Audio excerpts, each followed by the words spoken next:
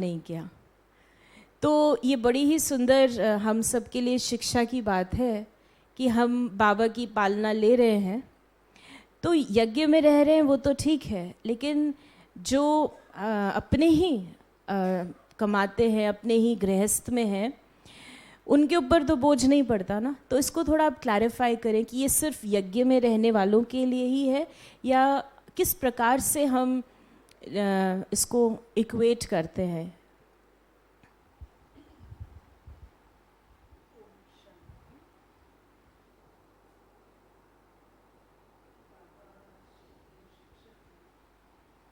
आवाज़ नहीं आ रही।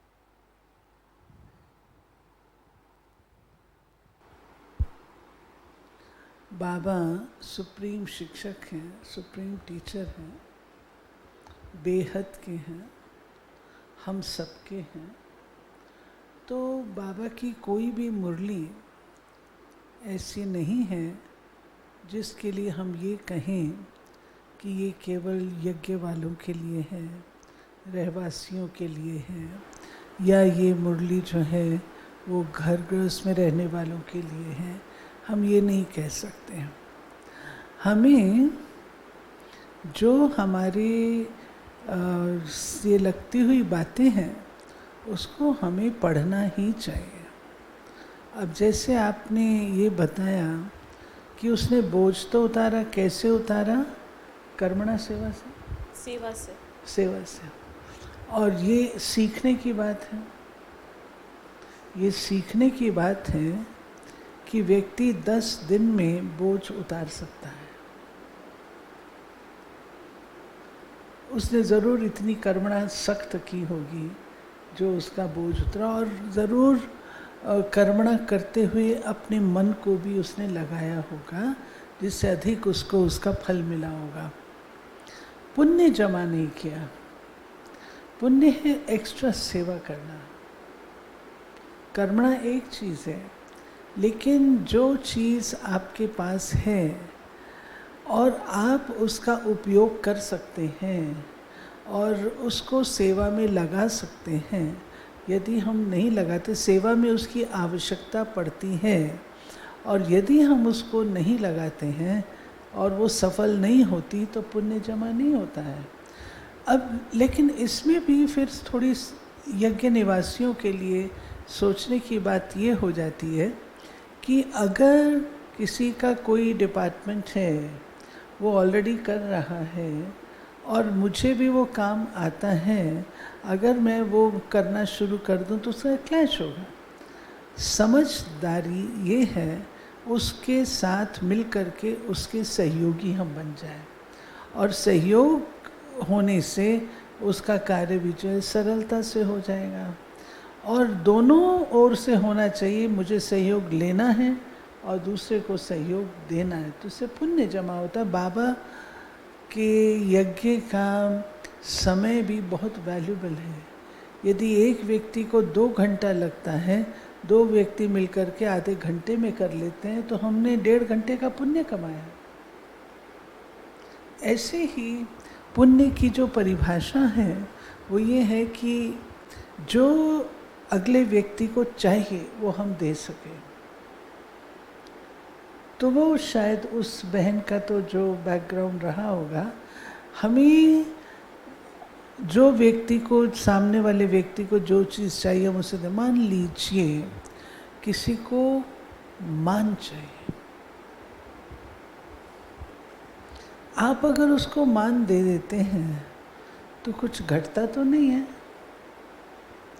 बाकी हाँ, इसका दूसरा पहलू भी है कि अगर आप किसी को अननेसेसरीली मान देते हैं और वो समझ बैठता है स्वयं को पंसारी, तो फिर तो गड़बड़ है ना। जैसे चूहे लद्दी हेड गिरी बाबा मिसाल देते हैं, अगर ऐसा किया और वो पंसारी समझ के अपन को बैठ गया तो ज़्यादा नुकसान है उसका फ्यूचर में। इसलिए ये सब चीज़ें थोड़ा देख सुन करके तोल करके करनी होती हैं। बाकी गृहस्थियों के लिए नहीं है ऐसा हम नहीं कह सकते हैं। गृहस्थी भी पुण्य अपना बहुत कमा सकते हैं और कमाते हैं। जिनका होता है, लक्ष्य होता है, वो खूब अच्छा पुण्य कमाते हैं। यानी बोझ नहीं चढ़ता उन पर, बोझ तो यज्ञ निवासियों पे चढ़ रहा है पालना का, इसका मतलब ये हम समझ सकते हैं। देखिए, बोझ तब चढ़ता है जब आप पालना लेते हैं परंतु उसका रिटर्न नहीं करते हैं। हम बच्चे थे, हम लोग टोली नहीं खाते थे। दादी हृदय पुष्पा कहती थी तुम टोली लेते नहीं हो, क्यों? हम कहते दादी हमारे पर बोझ चढ़ेगा क्योंकि हमने कोई सेवा नहीं की है। ब्रह्मा भोजन होता था, माता पिता को कहा जाता था बच्चों को ले आओ, हम कहते हम नहीं जाएंगे क्योंकि हम पर बोझ चढ़ेगा, हमने कोई सेवा नहीं की है। ये तो टेम्परेरी छोटी छोटी चीज़ है, लेकिन ये बहुत सोचने की चीज़ है। वो यज्ञ जो मन इच्छित फल प्राप्त कराने वाला है, वो यज्ञ जिसमें 1 रुपया डाला हुआ 1000 पदम के बराबर बाबा कर देता है। किसी के मुट्ठी भर चावल को इतना बड़ा महल के रूप में बदल देता है। अगर हम त्रिकालदर्शी होकर के सोचें तो अगर मैंने जो पालना ली है उसका मैं रिटर्न नहीं कर रही हूँ तो मुझ पर बोझ चढ़ेगा। भगवान की पालना लेना एक भाग्य है, परंतु वो भाग्य मुझे अपना कृतार्थ करना पड़ेगा, प्रैक्टिकल करना पड़ेगा। बोझ तब चढ़ता है, मान लीजिए आपकी साड़ी है और साड़ी जो है आपकी थोड़ी सी कटी है, आप इसको थोड़ा चेंज करके कर सकते हैं। आप इसको उठा के फेंक देंगे तो वो किस खाते में जाएगा? हमें अपने ऊपर कम से कम, जहाँ तक हो सके कम से कम खर्च करना चाहिए। यज्ञवासियों के लिए नियम है। हम सोचें हाँ हम ऑनलाइन मंगा सकते हैं, शूज़ 10,000 के भी हम ले सकते हैं, मैं तो सोच भी नहीं सकती हूँ। कोई दे दे तो दीदी लेंगे नहीं, दे दिया देखिए, किसी ने। अगर कोई आपको देता है और आप उसको स्वीकार करते हैं, इसका बोझ चढ़ेगा। अगर आपका काम 1000 में चल सकता है, 500 में चल सकता है, 10,000 20 जूते आएंगे। वो 10,000 को लेके मैं क्या करूँगी? और एक दिन अगर आपका चोरी हो गया फिर क्या करेंगे आप? इसलिए ये बड़ी सूक्ष्म चीज़ें हैं, बहुत सूक्ष्म चीज़ें हैं। क्यों दादियाँ हमको कहती, बाबा सिखाता थाली में ज़रा भी जूठन नहीं छोड़ो। दीदी लेकिन कई बार क्योंकि बहनें और जो यज्ञवासी उनको हमें पता तो होता नहीं है, चलिए थोड़ा हमें पता होगा, लेकिन जो और भी हैं पुराने उनको तो पता ही नहीं है ये क्या ब्रांड होता है, ये 10,000 का है या 100 का है, वो अंदाज ही नहीं है, तो ले लेते हैं, यूज़ कर लेते हैं। बाद में कोई बताएगा कि ये तो ऐसा है, तो फिर क्या करें? पता ही नहीं था ना। इतना तो पता है 10,000 का नहीं पता है, बाद में पता चले तो। कोई आपको देता है तो हाँ, देखिए, तो पता थोड़ा ना होता है हमें। उसका भी नियम बना हुआ है। उसका नियम ये है, आपको जो मिलता है वो आपको यज्ञ में समर्पित करना है। आपने डायरेक्ट क्यों लिया? क्यों लिया? आप अपना पर्सनल उसके साथ अकाउंट क्यों बना रहे हैं? आज आप जूता लेंगे, कल आपको उसकी खातिरी करनी पड़ेगी बार बार। आप किसी से कुछ भी चीज़ ले लेंगे, यू आर ऑब्लाइज्ड। आपको उस एहसान को उतारने के लिए काम करने पड़ेंगे। वो अच्छा है, शिव बाबा की करो तो अच्छी बात है, इंसान की क्या। जी सो ये हम ध्यान पे रखें।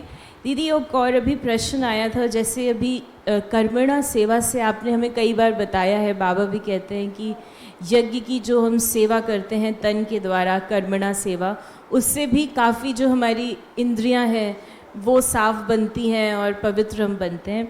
लेकिन कोई यदि शरीर के कारण सेवा नहीं कर पा रहा है, तन नहीं लगा पाता है, तो उस बाकी तो कर रहे होंगे, लेकिन अगर कोई कोई रीज़न से शरीर से सेवा नहीं कर पाता है यज्ञ में, तो क्या करें?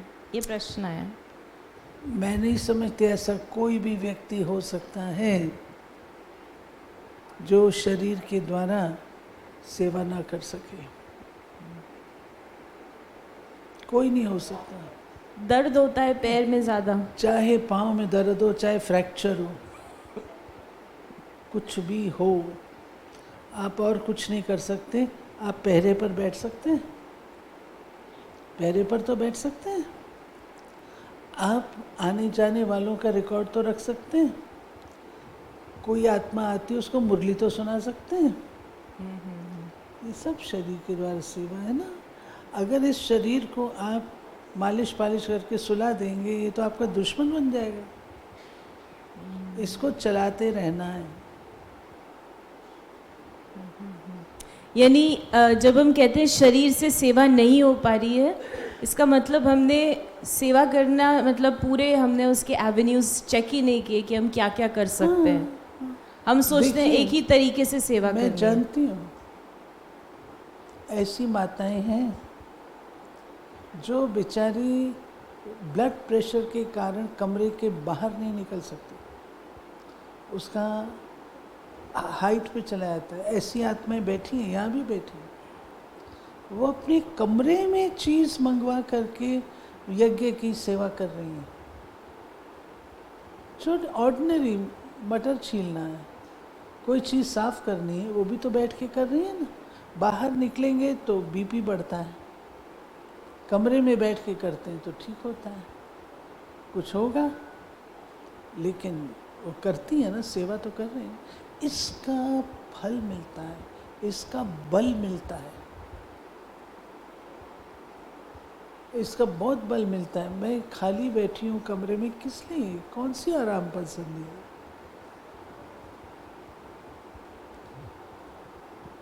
मतलब हम कुछ ना कुछ, जैसे आज जो बाबा ने हमें मुरली में कहा, बिजी रहेंगे तो माया नहीं आएगी। बिजनेसमैन की तरह हम कुछ करें, जैसे आपने कहा मटर छीलें या कुछ भी करते रहें, खाली ना बैठें।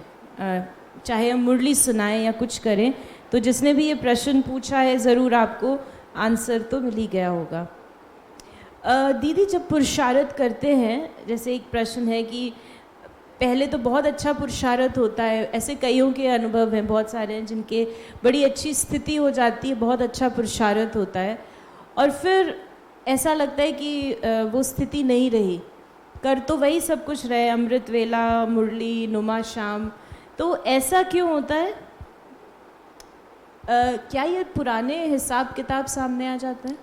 ये सब अपने आप को मल्हम लगाने वाली बातें हैं। आपने अपने जीवन का एम बनाया है। जिसने अपने जीवन का एम बनाया होगा, एम ऑब्जेक्ट होगा, वो कभी भी उसमें संतुष्ट नहीं होकर के बैठ जाएगा। उसके लिए ये खत्म हुआ, अभी ये है, ये खत्म हुआ, अभी ये है, अब ये है, अब ये है, चलता रहेगा, कदापि समाप्त नहीं होगा। इसलिए ये अपने मन की बात है कि पहले पुरुषार्थ बहुत अच्छा था, अब नहीं अच्छा। अब आपको क्या तकलीफ हो गई है? अब तो आप ज़्यादा अनुभवी हो गए हैं और ये अच्छे हो गए हैं। पहले अपन को चेक कर लीजिए, क्या अपनी ज़िंदगी का कोई एम ऑब्जेक्ट रखा है, मुझे क्या करना है। ज़िंदगी का एम ऑब्जेक्ट होगा तो आप कभी भी ऐसा सवाल नहीं करेंगे। तो दीदी, यानी जो हमारी जो स्थिति नीचे हो जाती है, कहीं ना कहीं हमने कुछ ढीलापन या कुछ ना कुछ तो मर्यादा के विरुद्ध किया है। स्थिति की बात और हो सकती है। उसमें ये हो सकता है कि मैं पढ़ाई बराबर नहीं पढ़ी है, मेरे को पढ़ाई को प्रैक्टिकल में लाने का इतना अनुभव नहीं हुआ है। हो सकता है कि मैं जिसको अप्लाई हम कहते हैं ना, धारणा में ले आना, वो मैंने नहीं किया है, या मुझे इतना अभी उस चीज़ का अनुभव नहीं है। सामने परिस्थिति आती है और मैं डर जाती हूँ क्योंकि पहले कभी फेस नहीं की है। ये बातें हो सकती हैं, परंतु ये हमारी पढ़ाई का हिस्सा है। आज अगर मैं फेल हो गई तो क्या हो गया, मेरी स्वर्ग की बादशाही थोड़ी चली गई, मेरा जीवन मुक्त पद थोड़ी चला गया। आज फेल हो गई है, कोई अर्जा नहीं है, फिर से हम खड़े होंगे, फिर खड़े होंगे। बाबा कहता है बच्चे माया घूंसा लगाती है, कभी मार खा लेते हो, ठीक से स्टडी नहीं करते हो, कुछ गड़बड़ करते हो, कोई मर्यादा का उल्लंघन करते हो, कोई विक्रम कर लेते हो मानसिक रूप से भी, तो माया वार कर लेती है। अब आप अनुभवी हो गए कि ऐसा करने से माया वार करती है, तो अगली बार आप सतर्क हो जाएंगे ना, तो ये अनुभव हो जाता है। तो डरना नहीं चाहिए, अपनी उसको छोड़ना नहीं चाहिए। जैसे अभी पिछली बार बाबा ने कहा था ज़बरदस्ती भी आप करते रहो, दिल ना भी लगे तो करते रहो और वो फिर मिलेगा। दीदी एक और प्रश्न हमारे पास पहले आया था, ये जो थोड़ा प्रैक्टिकल में, मेरा तो प्रश्न नहीं है, ये जनरल प्रश्न है जो आया है एक बार। जैसे कोई सेवा करते हैं, ग्रुप में सेवा करते हैं, तो आप सेवा तो अच्छी करते हैं लेकिन आप अपने को एक्सप्रेस नहीं कर पाते बड़ों के सामने या ऐसे, और जो आपके साथी हैं चाहे वो सेवा करते हो ना करते हो उस पर तो हम नहीं कमेंट करते, वो बहुत अच्छा एक्सप्रेस करते हैं, खासकर जो निमित्त है उनके सामने। तो अब वो एक्सप्रेस नहीं कर पाते और नहीं बता पाते, तो पहले से उन्हें बता दिया जाता है गलतियाँ या कुछ ऐसे। तो व्यक्ति सेवा कर रहा है लेकिन उसको बहुत ज़्यादा जैसे खिंचावट महसूस होने लगती है कि करने के बावजूद भी मुझे ये नेगेटिव रिस्पांस क्यों मिल रहा है।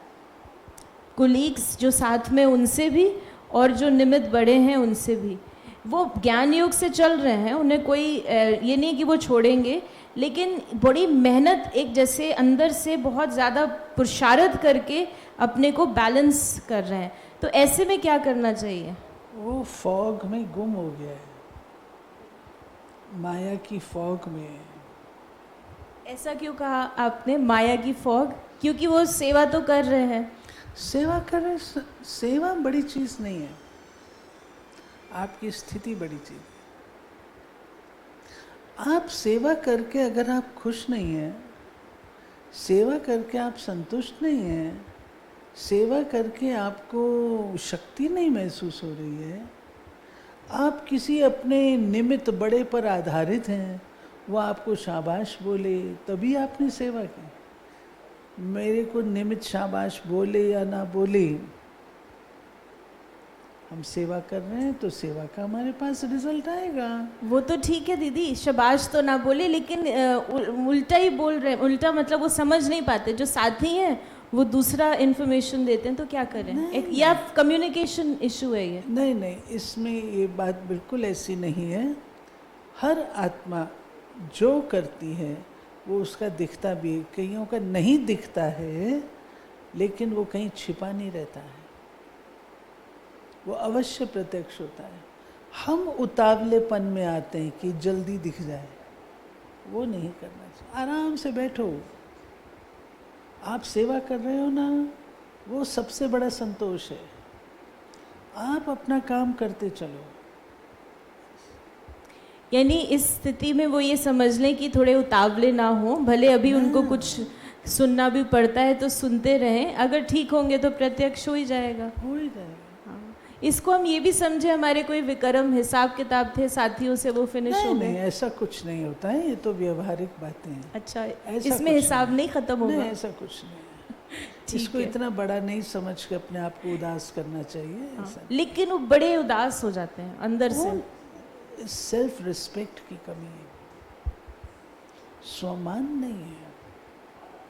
अगर मैं पानी का ग्लास उठा रही हूँ, मैं पानी का ग्लास उठा रही हूँ, मैं झाड़ू लगा रही हूँ तो मैं झाड़ू लगा रही हूँ, मुझे नाज है मैं झाड़ू लगा रही हूँ। मैं घर की सफाई कर रही हूँ, मुझे नाज है, क्या गलत है? हमारा स्वमान औरों पर आधारित होता है। कोई मेरी वाह वाह करें, ओके करें, कहीं से कुछ आए तो हम उसको बता सकें, ऐसा नहीं है। मेरे पास तो बहुत अच्छे अनुभव हैं। आप बताएं एक अनुभव। बहुत अच्छा अनुभव है। कभी भी हम लोग करके जताते नहीं थे, कुछ भी सेवा की है जताएंगे नहीं। कौन करके गया ये भी पता नहीं लगेगा। आपने रिकॉर्ड अपना उसको देना है, ना कि आत्माओं को देना है। क्या बड़ों को पता नहीं लगता? ये समझना भूल है कि बड़ों को पता नहीं लगता। बड़े सब समझते हैं। हर आत्मा को चलाने की नब्ज़ होती है। जो बड़े जाने, बड़ों का काम जाने, उसमें हमको इंटरफेयर नहीं करना चाहिए। उसमें फिर हमको जजमेंटल नहीं होना चाहिए। आखिर बड़े जहाँ बैठे हैं तो कोई एक्सपीरियंस से आए हैं ना, ऐसे जजमेंटल नहीं होना चाहिए। उसमें हम अपना नुकसान करते हैं, स्वयं को उदास करते हैं। बड़ों का कुछ नहीं घटेगा। बड़े मुस्कुराते रहेंगे, देखते रहेंगे, साखी होकर के शक्ल देखते रहेंगे। उसकी शक्ल में इतनी सी सूरत हो गई है, दिखाई देता है। We should have good self respect.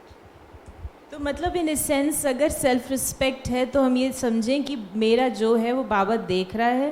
अगर नहीं देख रहा है, अगर सामने वाले को नहीं पता है, इवेंचुअली पता चल जाएगा। धीरज रखें। हाँ बिल्कुल। अच्छा ये तो छोड़ो, थोड़े एक स्टेप और लांघते हैं।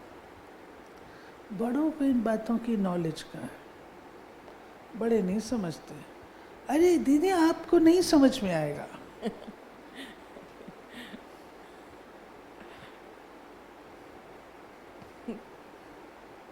यानी नॉलेज होती है, बड़े बताते नहीं है हमें नॉलेज है।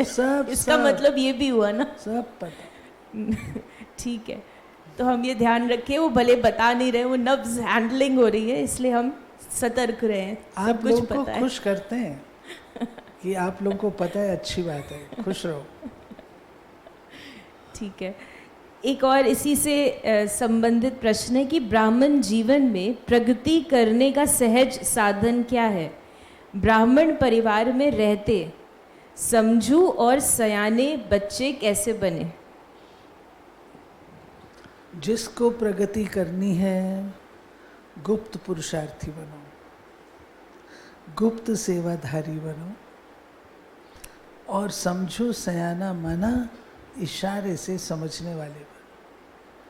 अगर कई बातें होती हैं, मानो दो के बीच में टाई आ गई, वो भी राइट है, वो भी राइट है, अपनी जगह वो भी राइट है, वो भी राइट है। अब आखिर तो एक को झुकना पड़ेगा ना। परंतु सयाना वो जो कहे अच्छा ठीक है, मैं बड़ों के लिए प्रॉब्लम नहीं बनता, ठीक है, वो सयाना है। जो समझदार है वो टाइम वेस्ट नहीं करेगा। वो कहेगा इसमें फालतू, इसमें जाए, इससे तो ये काम कर ले, अच्छा। गुप्त पुरुषार्थी, गुप्त पढ़ाई पढ़ो, गुप्त मेहनत करो, गुप्त रहो।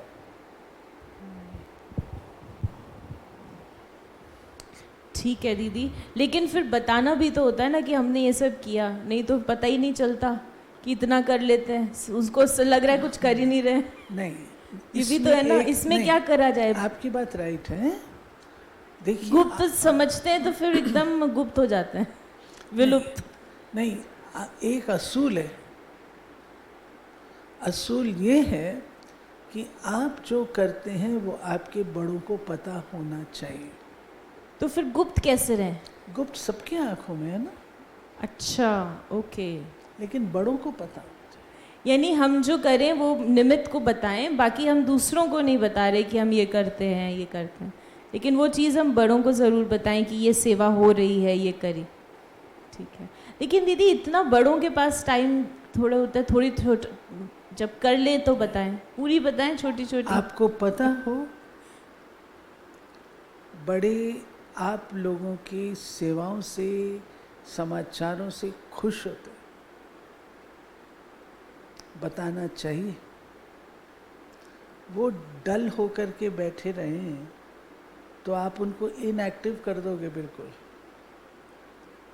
बताएं, क्योंकि क्या उनके न जहाँ निमित्त हैं वहाँ क्या सेवा हो रही है, कैसे हो रही है, उनके साथी कैसे सेवा कर रहे हैं, सुन कर के खुशी होती है उनको। फिर वो आपकी उस गुण को और अधिक यूज करेंगे।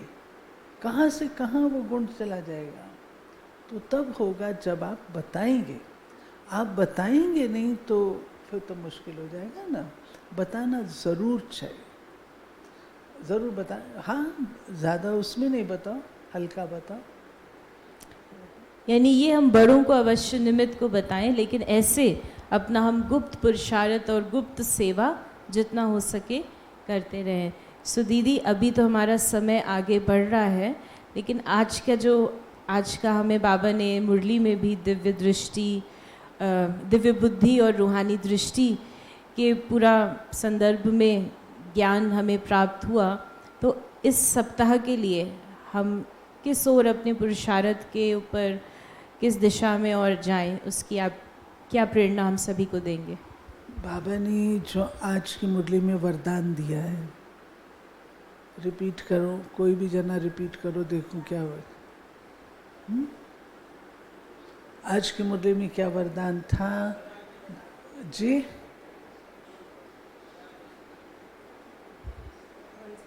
सदा, निरंतर और